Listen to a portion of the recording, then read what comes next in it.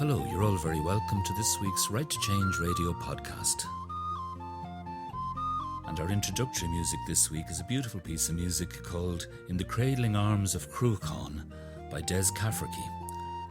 And it's the musical choice of our guest this week, who's Catherine Connolly TD for Galway West, who's going to speak to us on the report of the Commission on the Mother and Baby Homes.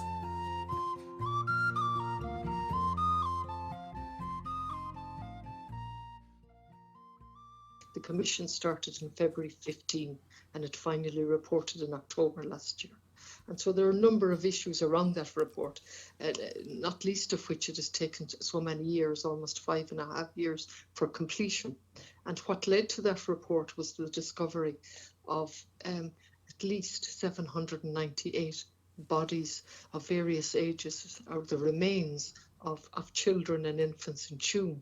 And that was following the sterling work of a woman called Catherine Connolly, who fought tooth and nail to establish the facts in relation to how many. So that's just the phone in the background. Worry not. How many remains were there, and following that, the government set up this inquiry, and so we have the report now. There are so many things one can say on this report. First of all, the fact that the government have it since the 30th of October last year, and not a single survivor or witness who came forward got a copy of that report prior to the publication of it some weeks ago in January. That was problem number one. Yes. And then there was a webinar, if you recall, and the government kept saying that those who had been affected would be kept fully informed and would get a copy of the report prior to publication. That in fact didn't happen. They organised a webinar, and those that had access to the internet did their best, and then they sat before a computer and were informed by the minister, I'm not sure who else was in his company, of some of the contents of that report. But they never received the report before that, and they only got it afterwards through pressure. There was a leak to the paper, which was most unacceptable. The government, through the Taoiseach and the minister, promised an investigation to that leak. We've heard nothing since. So that didn't inspire confidence. It certainly didn't inspire confidence in me. And just on the Tuesday, it was up for discussion. On Wednesday in the Dáil, I got a copy of the executive summary. And I have to say, for about an hour, I just had I had such mixed emotions as I tried to read at speed. I couldn't believe the language that was being used as I sped read it, which is something I do first, and then I go back and read it slower. It's incredibly harrowing, and like, I mean, I don't know if harrowing. Harrowing wasn't the word. Certainly, what people experienced in the mother and baby homes and the county homes was harrowing. I would use the word harrowing, but I wouldn't use the word harrowing in relation to the language used in this report. The language is patronising. It's discriminatory. It's unnecessary, hurtful in parts. It just didn't sit well with me as I read through it. Then I spent a couple of hours that evening and I spoke in the Dáil the following day. And it doesn't do an awful lot for trust is so vital in these issues, and that is what, you know. No, that's exactly it. So the manner of the leak, the failure to give the report to those who had come forward and those affected certainly did not have confidence. And then the latest debacle in relation to the confirmation. So when the witnesses went to the Commission of Inquiry, when they went to the Confidential Committee, they understood that their testimony would be recorded accurately. Sure. And so the report on page 11 of the Confidential Committee tells us that this is what the Commission says. Witnesses were asked for permission to record their evidence on the clear understanding that the recordings would be used only as an aide-memoire for the researcher when compiling the report and would then be destroyed.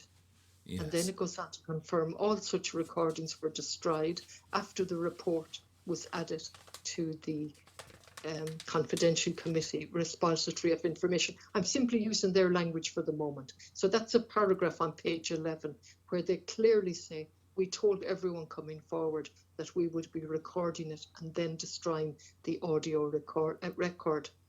Now, that is at complete odds with what they're saying, which is those that went forward, that took courage in their hands, and they've contacted all TDs and the Minister and the Taoiseach to say this is absolutely not correct. We were never told that the audio recording would be destroyed. And will there be anything done about this? Now they've put their complaint in, is there any signal that someone's listening to them?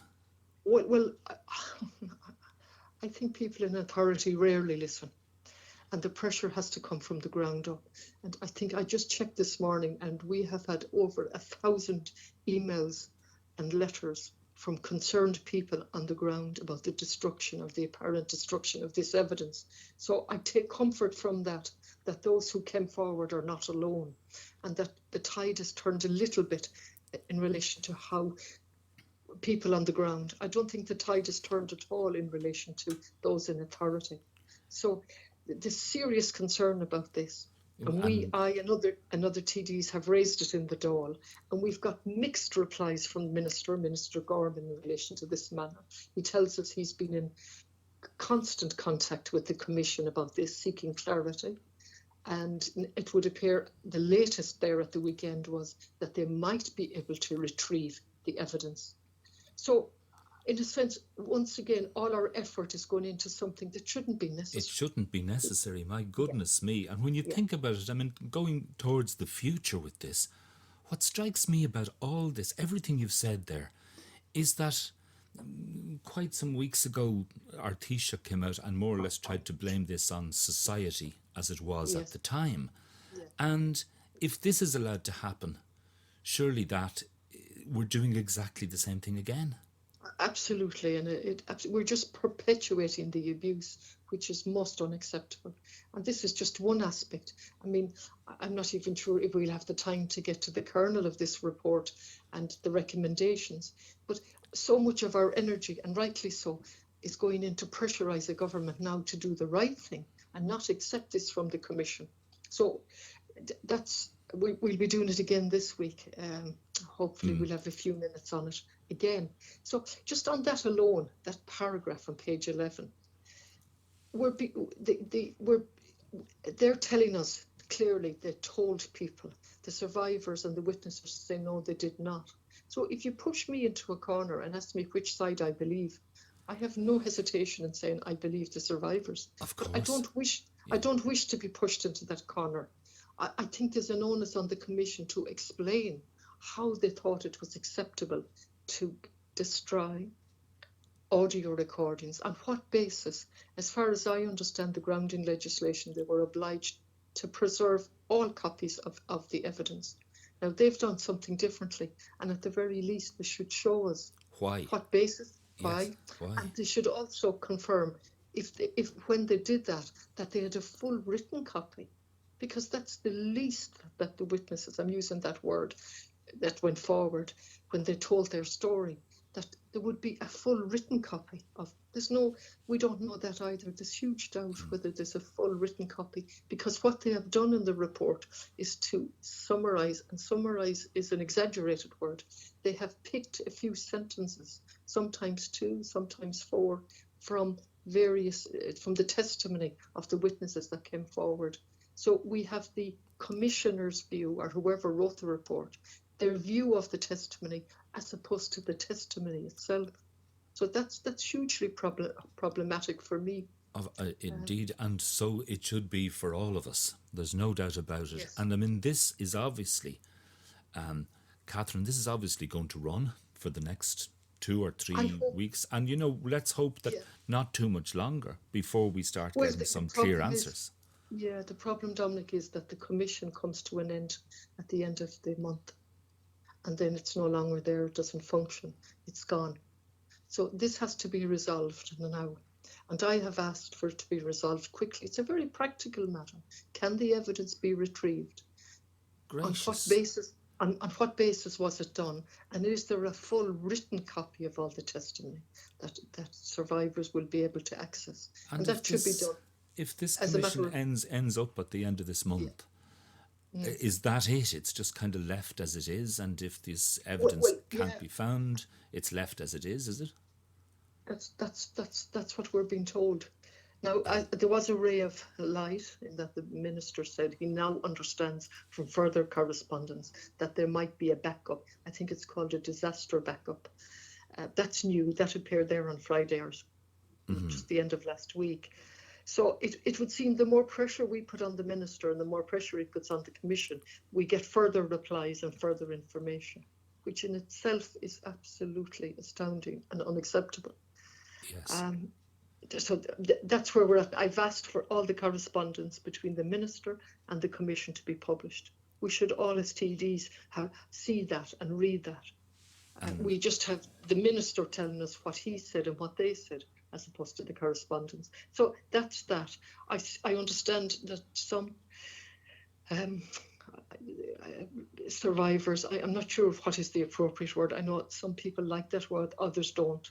But those that have been affected by either themselves being in the institution or their families, the mother and baby homes, they still have not received a full copy of the report. At this stage, No. Since the 30th of October. Isn't that just, and everything will be blamed on that. Everything will be Absolutely. blamed on that. Yeah. And the thing about the 30th of October is the government had it since the 30th of October. Yes. Until the date was published. So they were they had a chance to read this. They were aware, because they were alerted to it, that the evidence had been destroyed.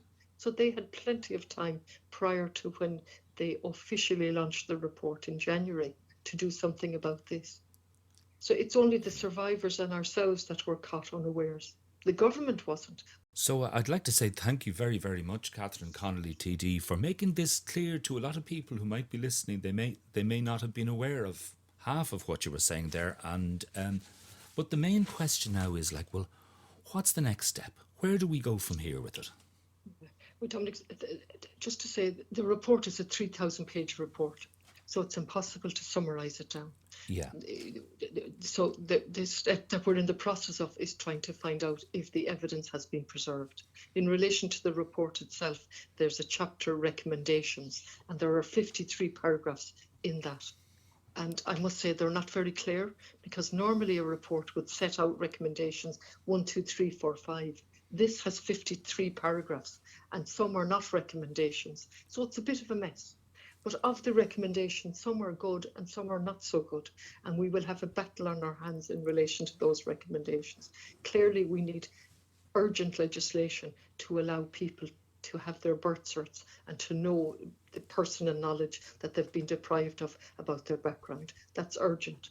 We need urgent action in relation to Tuam and Bessborough and the other homes where the bodies or the remains of children and infants have been found. And for instance, Tuam is close to my heart. It's in Galway, East Galway. We need the bodies exhumed. We need an explanation for how they died, and then they need to be reburied with dignity. Then there's the whole thing of a redress scheme for those that spent time in any of these institutions. And again, the government are taking a recommendation from the Commission, which I believe is discriminatory. They're distinguishing between children or babies who were in there with or without their mothers. And so if they were without their mothers, they should be part of the redress scheme. They're not 100% clear whether if your mother was with you, that you will qualify for a redress scheme. I believe distinctions like that are absolutely sickening and absolutely dreadful. It's hard to actually believe, even in this day and age, that that we're still there. That kind of discrimination. We like to think of all this as something in a dark past. But if people are going to sweep any of this back underneath the carpet, then we haven't progressed at all. Yeah, actually, interestingly, yesterday I was reading the papers, and the Turrenure College and the sexual abuse that happened in Turrenure. Yes. And I read many articles on it, and they talked about the darkest hour. Well, it certainly wasn't an hour in relation to Turrenure. It was over a 30-year period. And similarly with the mother and baby homes, it wasn't a darkest hour or a short period of time. It's a time that covered a very long period, and also is going on today. In myself, in relation to relations that I know, in relation to families that are still suffering, and it's intergenerational. Actually, this morning, I spent about 3/4 of an hour having a chat with somebody in England. I won't identify but a very interesting, who spent time in a mother and baby home, in an industrial school, and a Magdalene laundry. And it's testimony to the human spirit that woman could talk in a positive way and still have fight in her. Absolutely. Despite a report of this nature, where the language used is, to say the least, is not pleasant, but perpetuates, certainly some of the conclusions perpetuate the abuse, because the conclusions drawn by the Commission bear no resemblance to the testimony given by the people. And that's even judging from the summarised testimony Indeed, that I've read. Before you even talk about this evidence that may or may not have been destroyed, but certainly has been hidden so far, Yeah, that's what's extraordinary. Even the summarised versions of the testimony jump off the page. The role of the church, the role of the bishop, the role of the county councils, the role of the courts, the role of the solicitors, absolutely jump off the page. The amount of sexual abuse and rape jump off the page. And for people to go forward and give that very difficult testimony, then have it summarised, and then have it destroyed, and our conclusions drawn that bear no resemblance to the evidence. It's really, really... It's actually, it's being abused all over again, really, isn't it? It is just unacceptable. It is just unacceptable. But again, if your listeners are listening, the power lies with people on the ground. And after many years in politics, I firmly believe that people don't realise the power that they have, and the amount of representations that we've got about this one issue, the destruction of evidence, gives me hope. Generally speaking, in the way we talk about this as the past and the dark, definitely there is a protection going on. No. Not an openness. Yes, absolutely. At generally. present, Not an openness in relation to... Certainly, it was not just the nuns. I have no hesitation in saying that. They were part of it. But the nuns reported back to the parish priest, to the bishop, and to the archbishop, without a doubt. And we know that explicitly from Galway. The courts were part of it. Those where the children were boarded out were part of it, and so on. And that's what we need to look at here. And reducing the narrative to say it was families is totally shocking. Absolutely. It is totally shocking to say that. Yeah, it really, really is. I'd like to thank you so very much, Catherine, for talking to us on this issue, because we could talk for hours and hours on it, and we still wouldn't have scratched the surface. Listen, lovely talking to you. Thank you. And thank you very much to Catherine Connolly TD for Galway West for speaking to us today. I'm going to leave you now with the same music that we started with, because I think it's so apt for the conversation we've just been having. This is a beautiful piece of music called In the Cradling Arms of Cruachan. This is Des Cafferty. And thank you very much from RighttoChange Radio Podcast. And we'll talk to you soon. Thank you very much for listening. All the best.